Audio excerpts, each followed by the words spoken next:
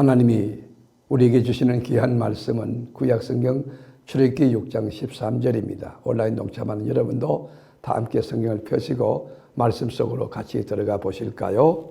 여호와께서 모세와 아론에게 말씀하사 그들로 이스라엘 자손과 애굽 왕 바로에게 명령을 전하고 이스라엘 자손을 애굽 땅에서 인도하여 내게 하시니라. 아멘.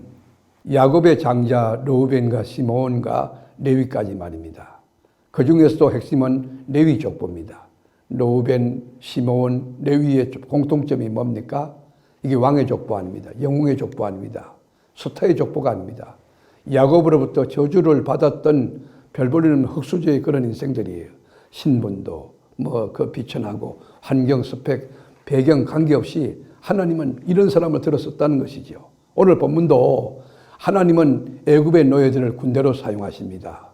그 신과 같은 존재였던 애굽의 바로를 끄끄셨어요. 전쟁의 주체가 누굽니까? 전쟁의 살인관이 누굽니까? 거룩하신 하나님이신 것입니다. 우리가 출애굽기 14장 13절에 보면 모세가 백성에게 이르되 너희는 두려워하지 말고 가만히 있어서 여호와께서 오늘 너희를 위하여 행하시는 구원을 보라. 여러분, 이 두려워하지 말라는 말이에요. 쫄지 말라는 거예요. 염려 걱정하지 말라는 거예요. 코로나 바이러스 19 때문에 뭐 이렇게 저렇게 여러분 지금 아날로그라고 디지털 시대에 적응하기 어렵다고 쫄지 말라는 거예요. 가만히 있었다는 게 뭐예요? 그냥 이렇게 우리가 물리적으로 가만히 있다는 게 아니에요. 하나님 말씀을 의지하고 믿음 가지고 주님이 어떻게 하는가를 지켜보는 것이 그게 뭐지? 여호와께서 오늘 너희를 위하여 행하시는 구원을 보라.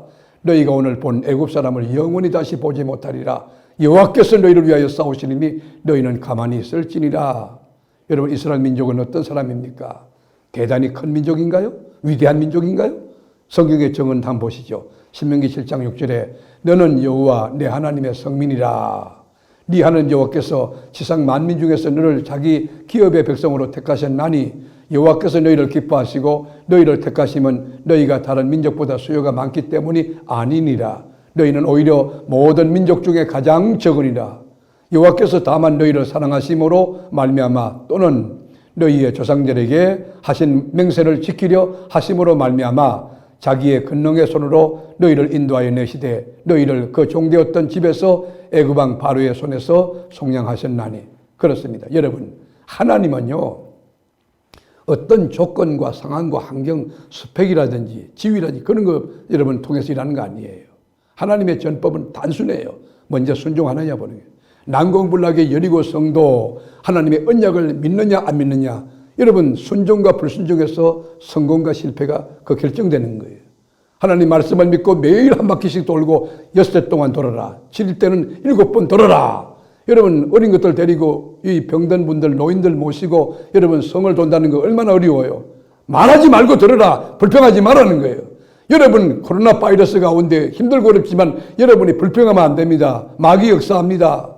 여러분이 잘 되기 원합니까? 말이 살아있어야 돼요. 생명력이 있어. 말이 긍정적이고 말이 믿음의 말, 말이 감사한 말, 그게 하나님 역사하는 거예요.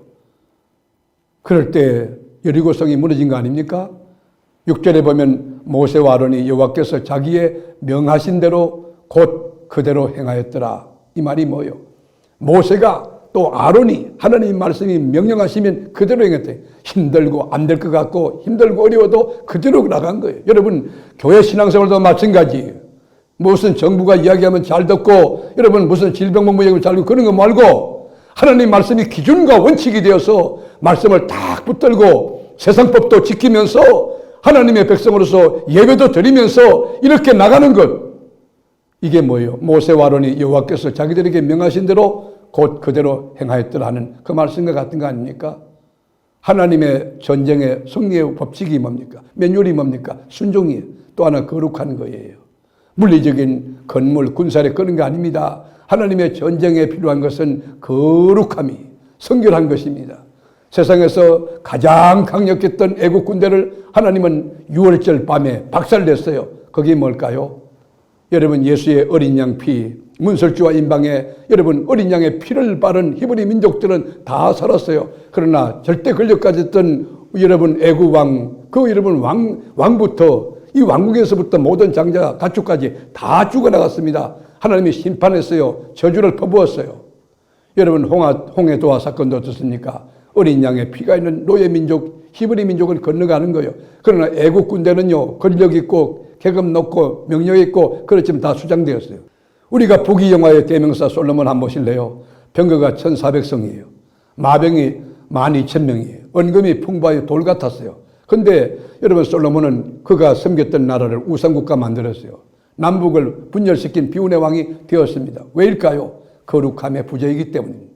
여호와의 전쟁은 핵무기, 전략, 경험, 군사력이 아닙니다. 거룩함입니다. 성결함입니다. 깨끗함입니다. 하나님을 의지하는 믿음입니다. 그리고 하나님 말씀에 순종하는 것입니다. 여러분, 이 거룩함과 순종력, 믿음을 기초로 하고 말씀을 붙들고 여러분이 실천함으로써 오늘도 난공불락의 여리고성이 무너지는 것을 보며 하나님께 감사하고 찬송하는 저와 여러분의 삶이 될 수 있고 우리 교회, 우리 목자원들 다 될 수 있기를 주님의 이름으로 축복합니다. 기도하겠습니다. 주님, 여호와의 전법은 물리적인 군사력이나 무기가 아니라 성결함입니다. 거룩함입니다. 하나님의 백성다운 구별됨입니다. 그리고 하나님의 말씀에 순종함입니다. 우리가 하나님 말씀에 순종하여 늘 일어나면 하나님을 찾고 찬송하며 성경책을 펴고 읽고 묵상하며 말씀대로 살려고 몸부림치며 주님과 더불어 살아가는 복되고 지혜로운 우리 교우들이 다 되게 하옵소서.